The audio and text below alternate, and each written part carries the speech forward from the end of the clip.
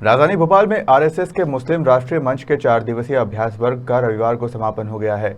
अभ्यास वर्ग में 6 संकल्प पारित किए गए। अभ्यास वर्ग में 21 जून को अंतर्राष्ट्रीय योग दिवस पर कार्यक्रम करने, ईद उल अजहा पर गाय का दान और गाय की सेवा का संकल्प दिलाया। वहीं मुस्लिम राष्ट्रीय मंच रक्षाबंधन धार्मिक नहीं तहजीबी उत्सव रक्षाबंधन मनाएगा। प्रमुख केंद्रों पर 100 से ज्यादा स्थानों पर सामूहिक राखी त्योहार मनाने का संकल्प पारित किया गया। वहीं 20 अगस्त से 30 सितंबर तक मुस्लिम राष्ट्रीय मंच जनसंपर्क अभियान चलाएगा।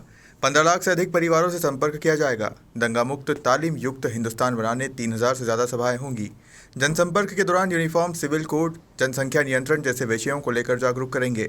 वहीं 4 दिनों तक चले सत्र में लव जिहाद, यूनिफॉर्म, सिविल कोड को लेकर भी चर्चा हुई। मुस्लिम राष्ट्रीय मंच के संरक्षक और आरएसएस के कार्यकारिणी सदस्य इंद्रेश कुमार ने कहा कि प्यार, लव एक सुपर सोच है। सचमुच में ये प्यार है या वासना, ये समझना होगा। धोखे में रखकर प्रेम करना प्रेम है या फ्रॉड। लव के नाम पर वासना का व्यापार चल रहा है। प्रेम के नाम पर हत्या, धर्मांतरण को लोगों ने लव जिहाद कह दिया है। ने धर्मांतरण रोकने, एक देश एक कानून जैसी बातें की हैं, लेकिन इसी देश में केरला स्टोरी जैसी भड़काऊ फिल्म बनती है, इसी देश में 72 हूरें जैसी फिल्म बनती है। तो एक वर्ग जिसको आप जोड़ने की बात कर रहे हैं, समानता की सद्भाव की बात कर रहे हैं, तो ये भड़काने का काम हो रहा है। तो कैसे जुड़ेंगे? ऐसा है कि 2 बातें ध्यान में रखिए। अच्छाई कहती है ये करो, बुराई कहती है ये मत करो।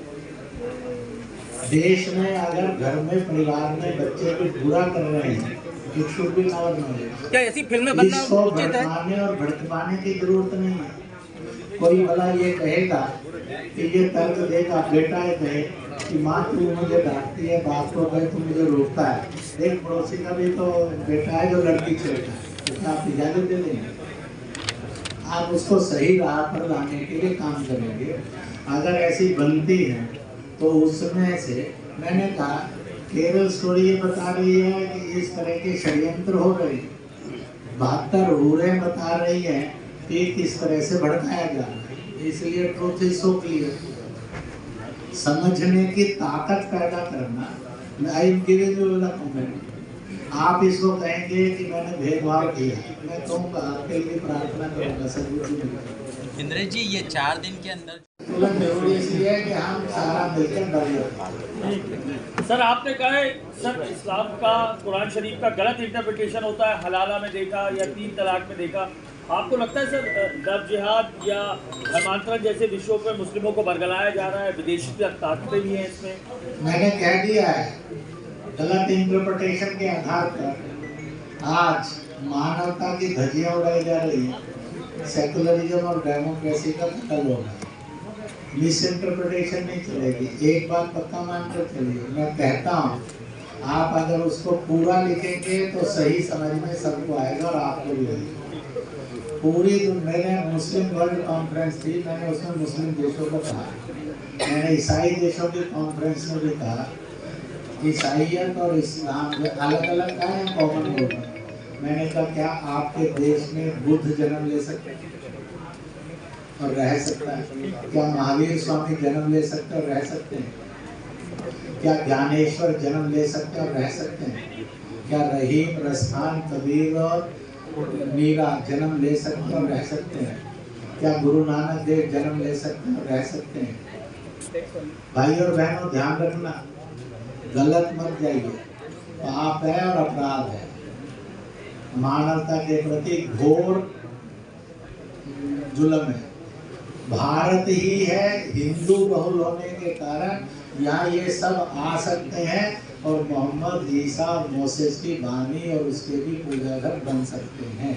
बाकी किसी देश के अंदर कहाँ कितनी आजादी है?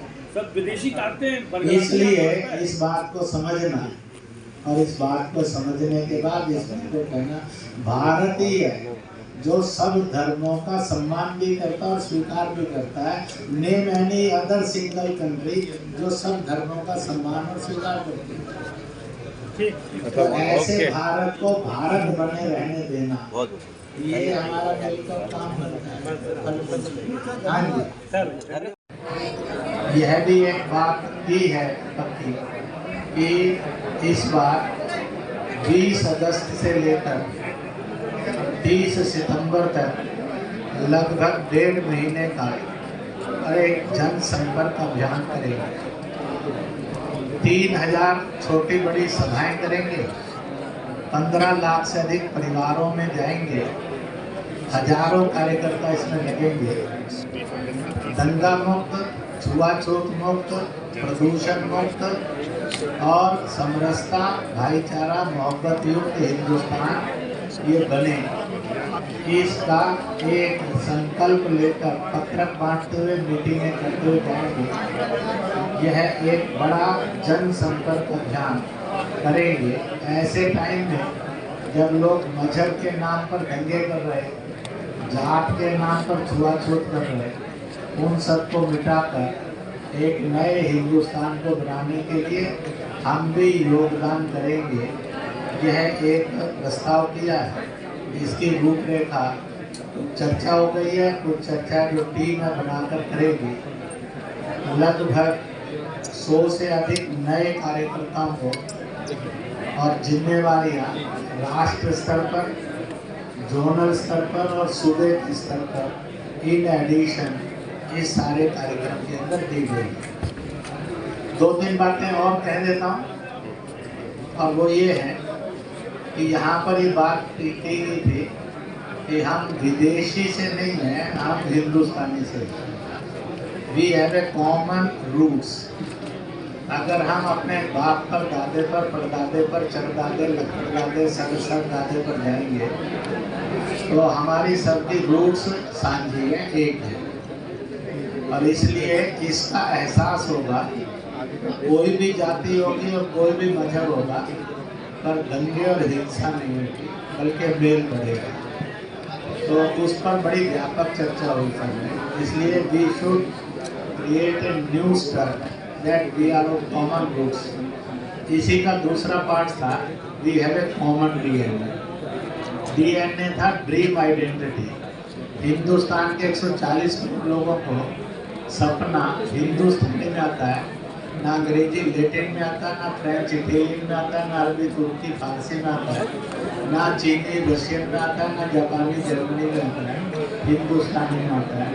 It means dream controller by, इसका कंट्रोलर ईश्वर है। कुरान शरीफ की है तो उसको डायरेक्शन है, जिसके घर में रेहान रूपी जन्नती झाड़ होगा, सुबह शाम उसके दीदार करेगा तो उसको जन्नत जैसा सुकून नसीब होगा।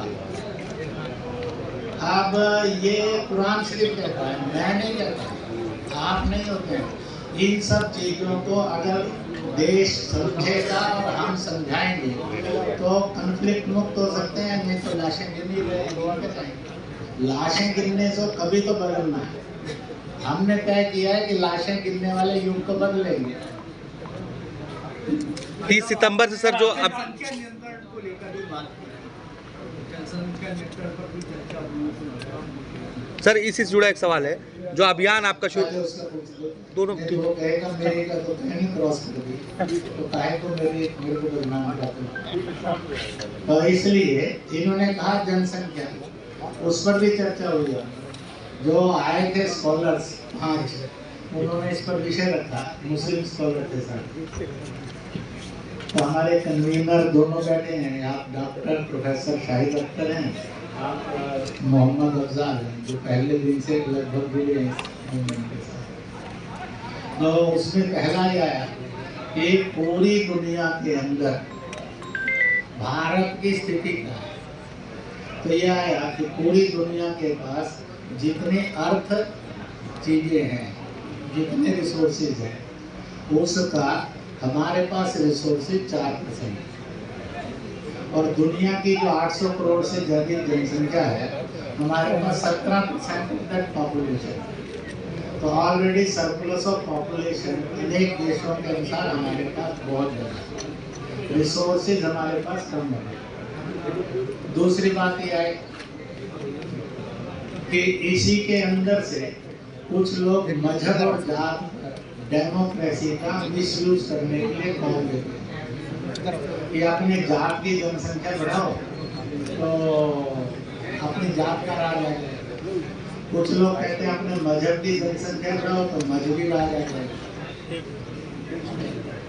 ऐसी अपील कहीं ना कहीं डायरेक्टली, इनडायरेक्टली, ओपनली और अंडरग्राउंड करते हुए लोग दिखते हैं। जनसंख्या वृद्धि के अंदर तीसरी बात यह आई कि जो देश में घुसपैठ हुई, सबसे बड़ी घुसपैठ बांग्लादेश से, और उसके अतिरिक्त छोटी मोटी घुसपैठ और चारों तरफ से होती रही, तो उसके कारण ये 3 कारण बने हैं कि जो जनसंख्या हमारी इतनी बढ़ गई।